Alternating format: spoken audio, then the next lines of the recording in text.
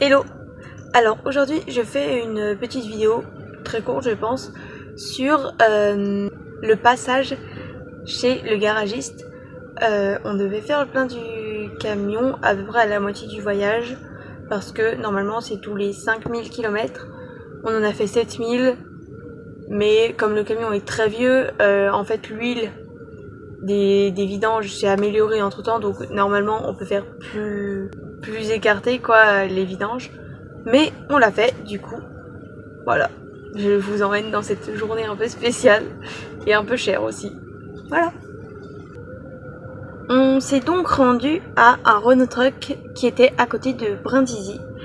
On voulait vraiment aller à un Renault Truck et on avait vu qu'en Grèce il n'y avait qu'un seul Renault Truck. Du coup on voulait vraiment le faire en Italie.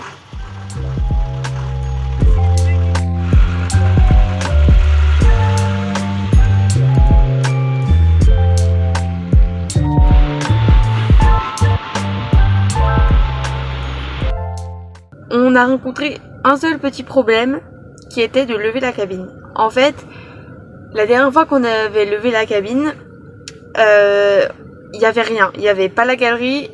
Je suis même pas sûre qu'il y avait les sièges, les nouveaux sièges qui sont beaucoup plus lourds que les anciens. Il n'y avait pas de bazar dedans. Et même en enlevant tout le plus lourd qu'il y avait dans la cabine, c'est-à-dire les chaînes, on avait du bazar un peu. On pouvait pas la lever juste avec le système du camion. Du coup, ils sont allés chercher un Fenwick pour lever la cabine. Ils ont fait un côté puis l'autre en mettant sur des cales en bois pour lever petit à petit la cabine. Ça faisait un peu peur parce que c'était un peu de l'équilibrisme.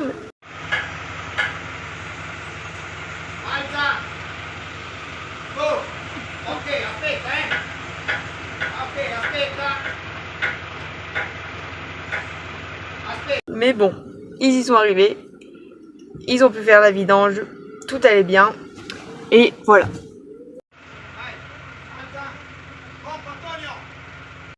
On est resté là-bas à peu près 3 heures, un peu plus je pense, et sur ces 3 heures, ils nous ont fait attendre dans la salle d'attente 5 minutes. Juste le temps qu'ils mettent, je sais pas trop ce que c'était, mais en gros c'était un produit toxique qui devait appliquer, j'ai pas trop compris, mais bref. On devait attendre dans la salle d'attente qui était très petite et vraiment c'était juste un bloc au milieu de tous les camions du garage quoi. Heureusement qu'on avait Google Traduction parce qu'ils parlaient pas anglais. Mais vraiment pas quoi. Et du coup, à chaque fois qu'on demandait quelque chose, il disait Google Traductor, Google Traductor. Alors, on a payé 660 € pour la vidange du moteur, la vidange de la boîte de transfert plus la réparation de la boîte de transfert parce qu'il y avait une petite fuite et la vidange du pont arrière. Merci à tous d'avoir regardé la vidéo.